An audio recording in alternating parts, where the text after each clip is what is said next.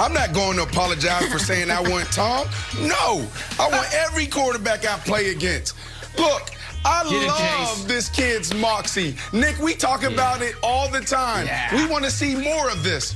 But Chase Young, be careful what you ask for. Tom Brady, the GOAT, is on a mission, and he's going to get the last laugh, buddy. I'm telling you right now. But I love the moxie. I don't know. I texted Brandon this next video. I said, Brandon, is this normal? He said, yeah, he's probably just running late. Not a big deal. Texted him back. I said, with all due respect, you're totally wrong. This is a heroic run out, Brandon. I know a hero when I see one. It's John Wolford running out. Then there's another video, though. Goff is back. This is Goff and the Wolfman taking snaps together. So when I looked at the, I was like, what's the reaction to this? Because, you know, everyone's very excited in the comments. Here are a few of them. Let's go! I thought it was about Goff. Wolford is better, so this is good. It's all Seahawks fans in the comments super happy that Goff is practicing. Low-key, we want to bend up Goff over hot legs Wolford. So, look, Nick, we've talked about this. When the other team is happy with your decision, you're making the wrong decision. Granted, we need to boil that down a little bit. But the fact that Seahawks fans are so happy to see Goff practicing is bad news. The Wolfpack is going to howl. Start Wolford. Wild anything Wolf-related, Teen Wolf, loved it. I loved it. Love it so much. Hey, guys, you know I've been on the Cam bandwagon, the Cam wagon, coming into this season for a long time. You know that. The guy showed up, put his head down, put the work in, all my kind of favorite traits. I love those traits in an athlete. Then the guy goes out, and he has a truly terrible season. I mean, one of the worst seasons you can have. Which made me laugh when I read the following quote. He comes out yesterday and says, if you're asking me if I want to be a backup, hell no. Backup. Buddy, I don't know if you're going to be a sixth stringer, an eighth stringer next season. I said, now how do I handle this? I was on the bandwagon. What do I do? I said, okay, I'm going to handle this the way I handle everything else in my life. My 5-year-old thinks she's Beyonce, she can't hold a tune. My 7-year-old thinks she's Brishnikov, she got 2 left feet. My wife thinks she can cook. Not even going to touch it. So, Cam, I'm going to tell you this, buddy. You think you're a starter? Wow. You go be a starter. You don't let any team tell you otherwise. You show up and you command that starting role under center. That's my advice to you. I'm going to lie my way through life. So, can she cook or not? Jenna just napalmed the whole house. She can't cook. My whole family got thrown under the bus. They're all there with you. The whole family got thrown under the bus. My God. Just realized that. Hey, let's stay in the NFL. Playoffs getting underway this weekend. We're going to focus on Titans-Ravens. Good old-fashioned playoff rematch. Last year, remember, Ravens riding that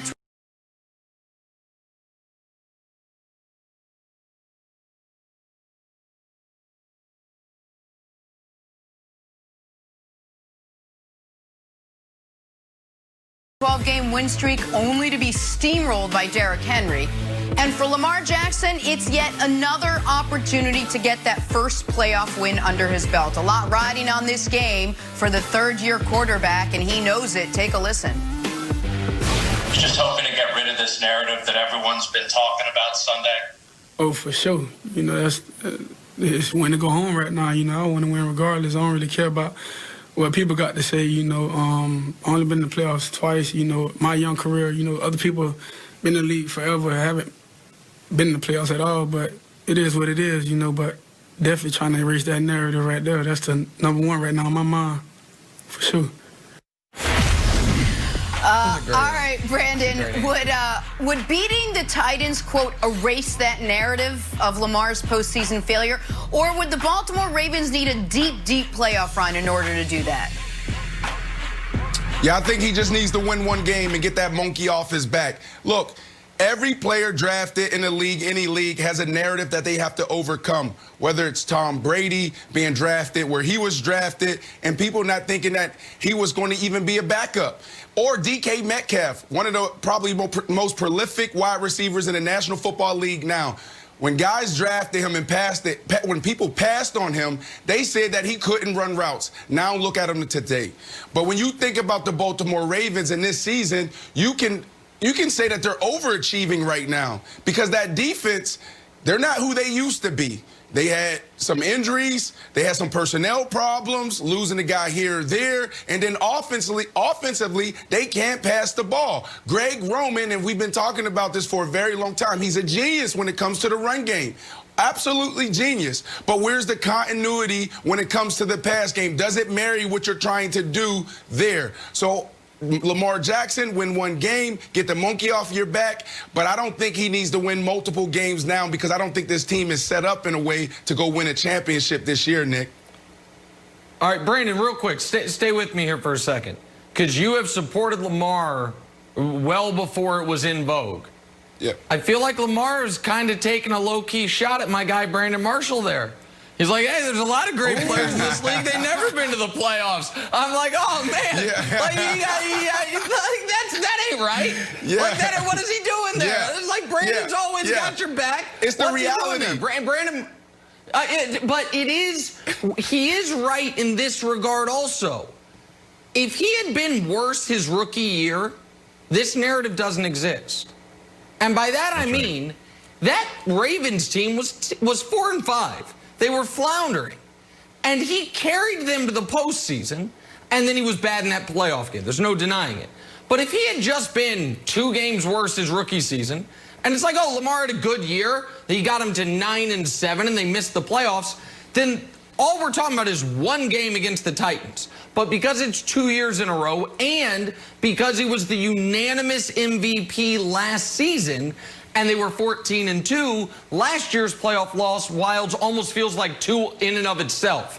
It's like, oh, man, you were the #1 seed, you had a bye, and you followed. So it feels like he's a victim of his own success twice. His rookie season, getting him there, and last year being so good. And it is not typical for quarterbacks to do what Tom Brady and Patrick Mahomes did, which is get to the playoffs immediately and immediately win games in the playoffs.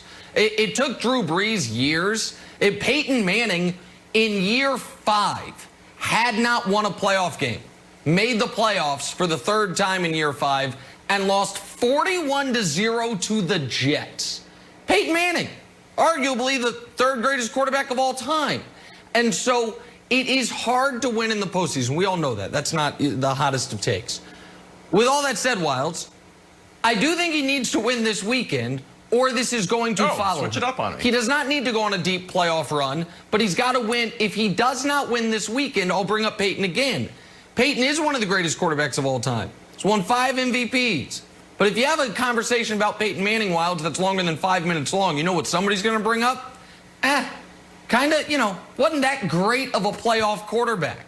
And so even though he won a Super Bowl, or won 2, and ended up being great, that still followed him.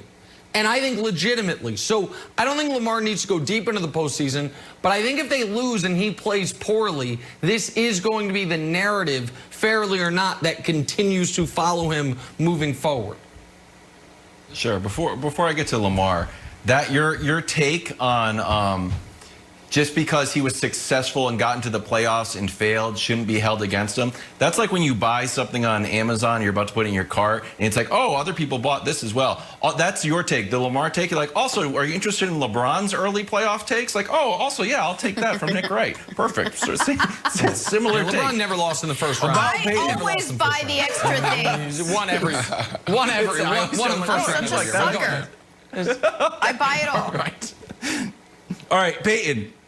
15 first-round exits, 15 times to the playoffs, first-round exits 9 times. And it's like, oh, has that haunted him, though? Have you ever seen Peyton Manning, like, upset about his playoff losses? I mean, it just feels like he's taken it, that he knows he's good. He knew he ran into the GOAT, and now he makes jokes with Tom Brady while they're golfing. If Lamar goes 0-3, just like Peyton, I'm going to say it's not a big deal. And here's the other thing to remember, Brandon. And no one talks about this enough. And maybe I talk about it too much because I'm going to make up T-shirts. Lamar Jackson is younger than Joe Burrow. No one cares. No one cares. No one's like, Joe Burrow. Why hasn't he made the playoffs? Lamar Jackson's younger than Joe Burrow. And he knows it. And he's kind of like, he made a little hint of it in the sound. But I feel like the media wants to create pressure. I don't know if Lamar feels the pressure or even cares. Absolutely feels the pressure. And even going back to Peyton Manning, think about how great he is. Nick just referred to him as potentially the third greatest quarterback ever. And that's a big deal. Look at how many great quarterbacks still play to this day. So when you think about it, Peyton Manning, every time he's on the golf course, he's probably thinking about, man, I could have had 4. Man, I could have had 5. That's what makes these guys so great in any sport, whether it's Lamar Jackson, whether it's LeBron James. These guys want to win, and they want to win at a high level. All right, if Lamar's the star of today.